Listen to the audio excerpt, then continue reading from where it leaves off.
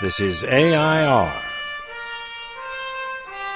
Artists in Residence Broadcasting, coming to you once a week from New York City.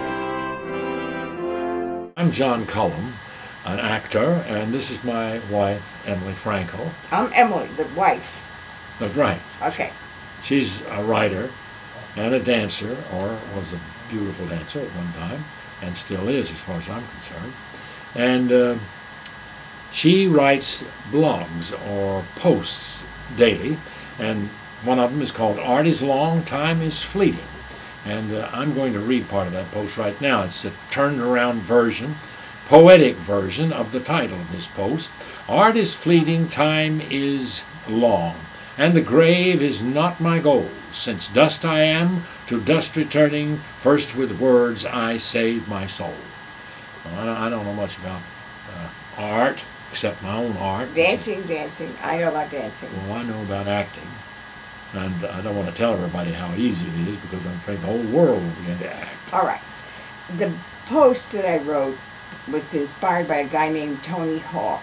Yes, a skateboard artist, right? He inspired me because what he does is an art, and it's also a very, very exciting sport. Now, I've seen these guys in Union Square, early in the evening when... Kids, Yeah. poor kids, rich kids, every color imaginable, every type, and they're stubbing themselves, killing themselves. Ouch! Oh, God almighty! Yeah, I know what you mean. Over and over, they take some pretty rehearsing. tough turns. Over and over, rehearsing to achieve, and that knocks me out. Yeah, well, that's what you do. Well, rehearsing and practicing to achieve was what I had to do all my life. And what you still do. Yes, I do. You do the same thing in your writing that you did in your dancing. Okay, so Tony Hawk is 41. He's skating, he's doing tricks. I'm reading this off of here because I researched him. He creates video games, and more and more, he's doing what he did when he was 9 years old, but expanding the horizon of it. And that to me is what an artist has to do. Well, speaking of artists, we knew an artist, Frank Stella, and his son was a friend of our son. We'll call him M. He went to school with J.D., and he was always practicing origami sculptures. I don't really remember. Origami, they made paper things, but what was interesting about M, I don't want to say his name, was he was loaded, weighted down with psychological jargons. The kid had been in one therapy and another therapist, one after another therapist, and he never had a home or a family or a father or a mother, not one. He had his mother's various boyfriends as fathers, and his father's at least 3 wives and other brothers and sisters that his father created. So Frank Stella's art is what I wanted to write about, what I have, and what was interesting about it is it's very boring. Well, he was one of the most successful young American artists. Yes, and by 40 he had made it. He was like famous, getting tons of money for everything he did. Yeah, I guess that was about 40 years ago too, wasn't it? Yes, and it's triangles and squares, and I have pictures of it on my blog. We could show them maybe at some Well, point. didn't his art develop or get better over these, or at least it developed? It's boring. Oh, It's still still boring? boring.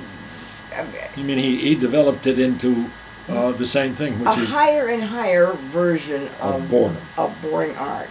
It reminds me of the play that I wrote.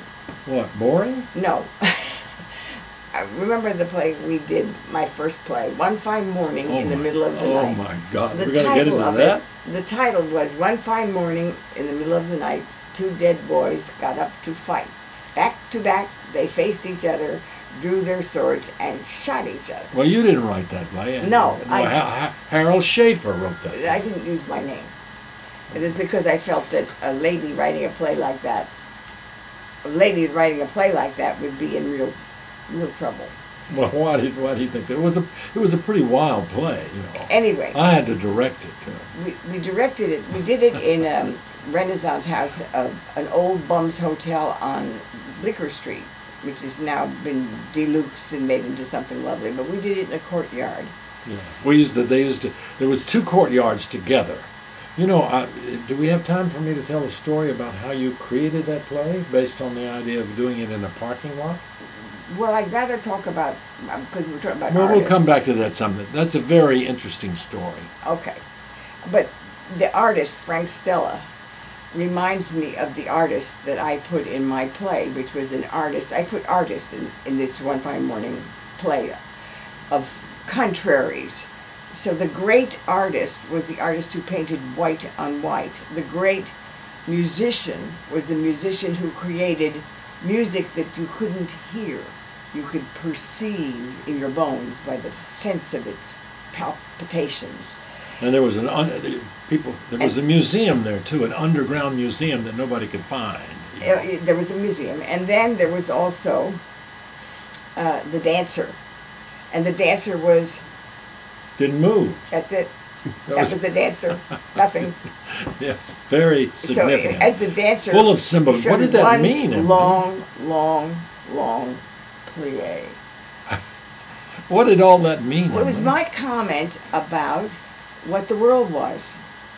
Anyway, I was making a facetious statement in play that art is art if it communicates. And what means something to me now as a writer, but as a dancer, as a choreographer, was communication. So I picked the two artists who were in the news lately. One was Kandinsky at the Guggenheim, and the other was Georgia O'Keeffe, who's at the Whitney.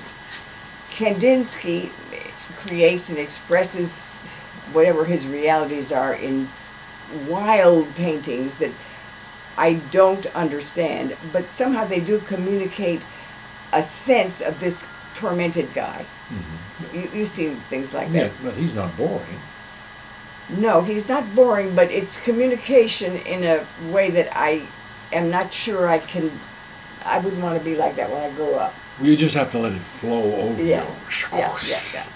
Okay, but his paintings get me responding with a kind of Whereas Georgia O'Keeffe, very knowing. Yeah. Yeah, I know what you mean. I do a lot of that at museums. At cocktail parties. I do a lot of that when I'm listening to conversations. Anyway, Georgia O'Keeffe at the Whitney Museum is an artist that I love.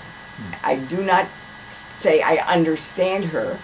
I think she's enormously sexual. Look at a little bit about what we had here, but she has an infinite detail in terms of flowers and whatever she picks. Says her colorful, textured, richly detailed curves, pistils, endless dark internal holes, mysterious tunnels mesmerize me, continue to mesmerize me. It does, but there was a reviewer in the New York magazine, a very hot young guy, who said, "She's hot." That was his review. And then at the end of the review, after he described all her paintings and he referred to all the organs that these things represented, he said, at the end, in print, it's fuck sex. Well, that should sell. That should sell. So Saltz's way of expressing what communicated to him was interesting to me. That's not what interests me about Georgia O'Keeffe. Whatever you see of hers in terms of a painting, you have an adventure. That's communication. So if you move me, if you touch me, if you reach me, give me a goose pimple or bring a tear to my eye or nothing, just make me think, oh no, then I'm okay, it's art. Let's do it together. Wait, 1, 2, 3, ready? Yes. Art is fleeting, time is long, and the grave is not my goal.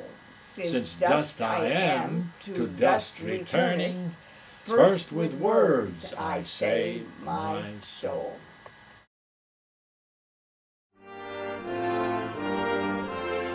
This is AI.R. See you next week.